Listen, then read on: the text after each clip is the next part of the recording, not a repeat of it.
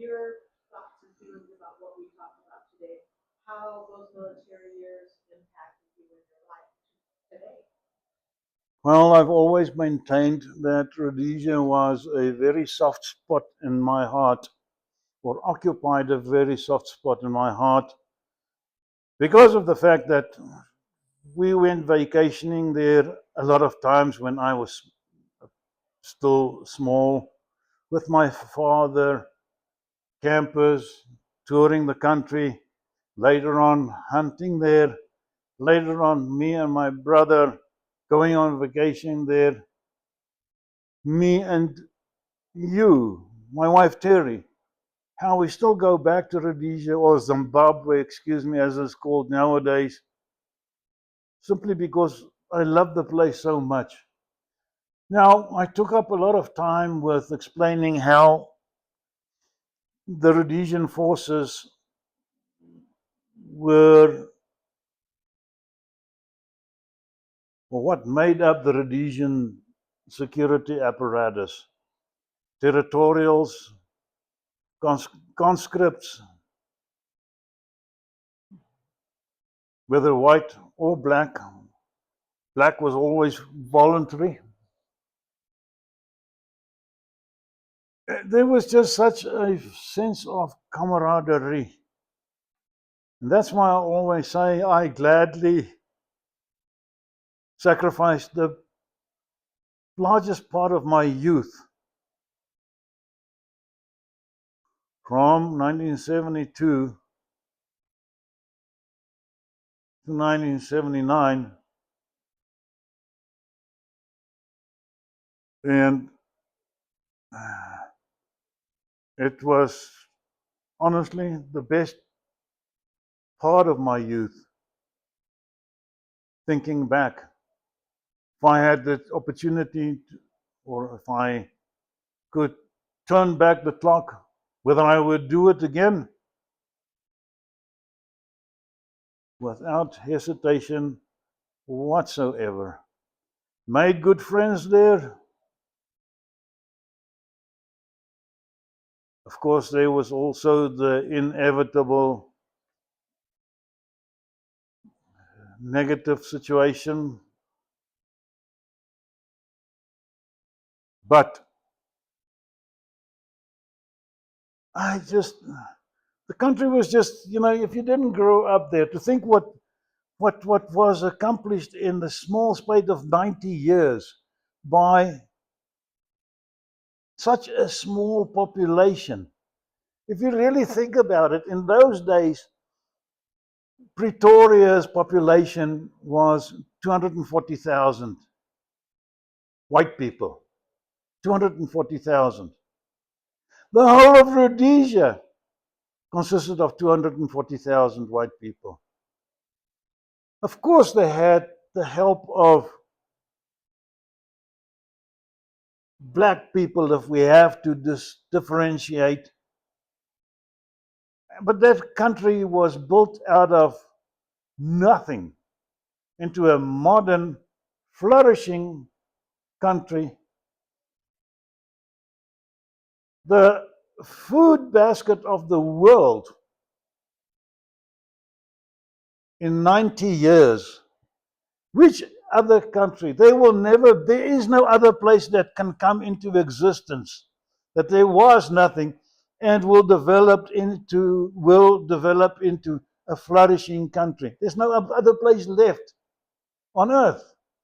That's what made this situation so unique. Do you feel like you were part of something much bigger than yourself?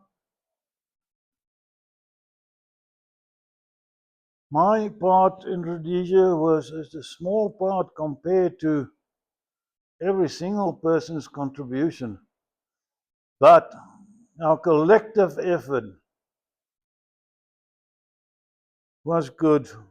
Like I said, we were only boys, barely out of high school. But man, we fought like lions. Tell me about Ian Smith. Ian Smith became the Prime Minister, was it 1966, because he was pro Rhodesia getting its independence, because Rhodesia was formerly part of the Rhodesian Federation of Northern Rhodesia, Southern Rhodesia, and Nyasaland. Northern Rhodesia now being Zambia, Southern Rhodesia now being Zimbabwe, Nyasaland being Malawi. But you know, I was still a youngster when, in 1966, when Ian Smith came into, or was elected Prime Minister of the country. So I cannot vouch for that. All I know that is the man was loved by all of us who fought for Rhodesia, black or white. He would visit us. If I say us, I mean different units on different occasions. In the bush. And as I say, as I read to you, he was affectionately known as the boss. We just, I don't know, I'm repeating myself, but he was just a beloved man. And he wrote a book, The Great Betrayal, in which he makes it absolutely clear from point A to point Z how Rhodesia was led up the garden path by Kissinger, Margaret Thatcher, Jimmy Carter, let's just say John Foster of South Africa. At first, yeah, they supported him. But the biggest betrayal came from those three countries. South Africa, one of the largest supporters, led by John Foster, the Prime Minister of in those days. Okay, so what else can I tell you? Why did they betray him?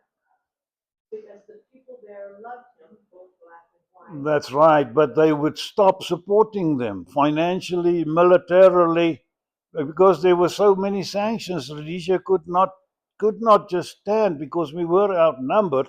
So we were, in a certain sense, you know, backed up by those countries and people. But when you don't have fuel, when you don't have arms, when you don't have planes, and you don't have infrastructure to support any repairs or whatever, you can't survive. you But can't survive. Why did they not accept Ian as Because the world saw. Why did they not work with Ian Smith? Because they were siding, especially Jimmy Carter, especially Mark, they were siding with Joshua Nkomo and Robert Mugabe. But so Robert Mugabe was willing to play ball with him on some level for what? Just to further his own goals. And this is what played out ultimately. When he raped and pillaged the country and created genocide. He killed how many people? exactly. But they didn't know that at the time, right? Well, I think they just wouldn't believe it because it went against their beliefs of having their man proven guilty of what everybody is saying, and nobody wanted to openly admit it. So, yes. So they put a puppet. Would you call Mugabe a puppet? Mugabe was a puppet for sure. He was Carter and they didn't know what. and Margaret Thatcher's puppet. They probably, of course, the intelligence knew it, but you know, it was politically incorrect to support anything that was negotiated by the illegal regime of Ian Smith. So they did not want to have anything to do with an internal settlement because that would not further their goals of having a puppet regime. But Rhodesia was never considered apartheid, right? I mean, that was not, they were not, like South Africa absolutely was considered an apartheid. Rhodesia never had a system of segregation. They always had an integrated society, but they did not have a majority rule. And that was the main thing, majority rule. And did that bother you on that front, the majority rule? That they didn't have that? To a certain extent, yeah, I felt so. But what I understood by majority rule was not merely a case of one man, one vote once, because that's what the rest of Africa showed. Majority rule, yes, one man, one vote once, not again. And the guy with the machine gun was the prime minister or the president. And unfortunately, there was a lot of intimidation going on after the Lancaster House agreement by Mugabe and his cronies.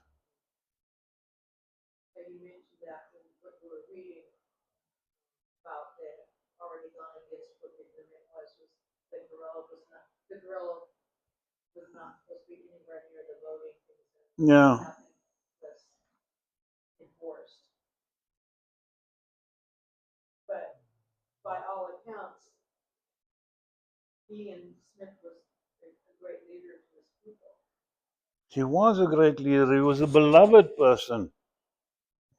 Not for Margaret Thatcher, not for Jimmy Carter, not for America, not for England, but for us. Ordinary South Africans, ordinary Rhodesians. We loved him. Black and Hmm? white. Black and white. Yes, except if you were fighting, if you're a black man fighting against what he stood for or whatever, if you're a Mugabe supporter or Joshua Nkomo supporter. So it sounds like it was a really complicated, hot mess. It sounded like it was a what? Complicated, hot mess. It was a complicated hotbed. I wouldn't say it a hot mess. But unfortunately, some things worked against the Rhodesians. Mozambique fell, another bloody 1,400 miles, kilometer border to defend. Yeah, you've only got 10,000 people to do that. You know, soldiers. How is Zimbabwe doing today? Well, unfortunately, it's not doing well because so many white farmers were chased off their land. Where it was once the breadbasket of the world, now it is poor, and the white farmers fled to Zambia, where they were accepted with open arms. And what happened?